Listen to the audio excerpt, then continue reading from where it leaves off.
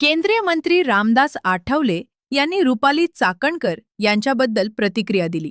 त्यांचे आणि भोंदूबाबा अशोक खरात यांच्यातील संबंधांवरून लोकांमध्ये वातावरण चांगले नाही.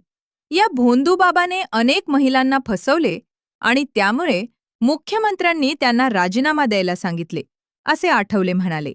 या प्रकरणात अनेक मोठ्या नेत्यांची नावे समोर येत आहेत असे विचारता त्यांनी याबद्दल आपल्याला काही माहिती नाही असे उत्तर दिले.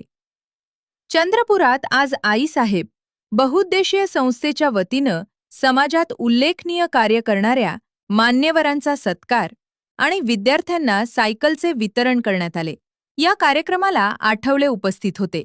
या प्रसंगी त्यांनी चाकणकर प्रकरणी भाष्य केले.